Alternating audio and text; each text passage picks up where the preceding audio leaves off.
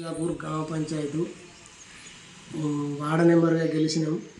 ఉప సర్పంచ్ అయింది. అంతా మా వాడకు అన్ని అభివృద్ధులు కావాలి. సర్పంచ్ కూడా మమ్మల్ని దగ్గరికి తీసుకొని పనులు ఇవ్వాలి. మా ఊరు మట్టుకు రైతులు ఎందరున్నా వాళ్ళకు ఏ కష్టం వచ్చినా ఆదుకోవాలి. ఏదన్నా పని అవసరమైన రైతులు వచ్చినా కానీ పని చేస్తానని చెయ్యాలి. ఇందిరమ్మ ఇండ్లు కానీ ఏది వచ్చినా కానీ పేదోళ్ళకు ఇవ్వాలి. రేషన్ కార్డులు కానీ ఏ అవసరమైన మండల ఆఫీసు కానీ పోలీస్ స్టేషన్ కానీ అన్ని పనులకు సర్పంచ్ సహకరించాలి. మేము ఉప సర్పంచ్ కూడా సహకరించాలి. ఇబ్బంది కూడా రావద్దు. ఎండాకాలం వచ్చేది మంచిగా నీళ్ళు కూడా సౌలసి ఇవ్వాలి. అన్ని పంపు కానీ ఏది కానీ పంపు నీళ్ళు అందకపోతే కూడా బోర్ వేసి అయినా కానీ మోటార్ పెట్టి అయినా కానీ అందివ్వగలగాలి.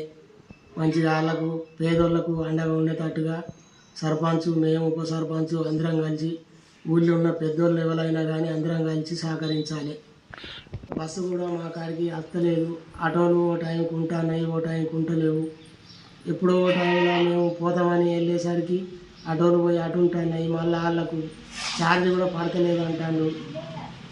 వాళ్ళు ఇక్కడికి వెళ్ళి అటు ఇటు అప్ అండ్ డౌన్ అయితే వస్తానంటారు, లేకపోతే రానంటారు. ఒకరిద్దరు ఉన్నప్పుడు వెళ్తలేవు.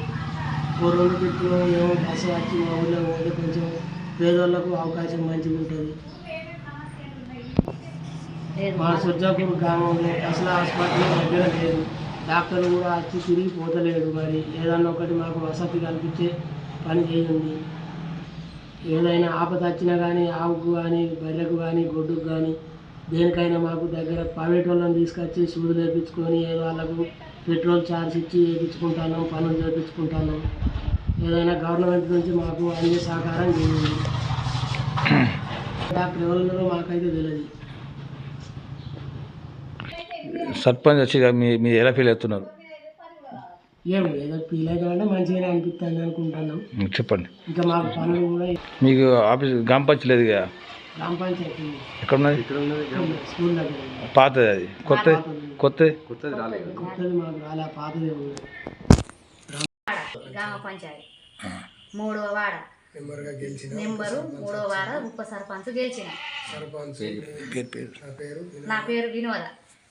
3వ వార్డ పేరు సత్యయ్య, దాసరి సత్యయ్య. సర్పంచ్ నేను కలిసి పని చేసుకోవాలి. మాకు అన్ని పనులు వర్క్ ఉంటుంది అన్నాడు మీటింగ్లో కూడా.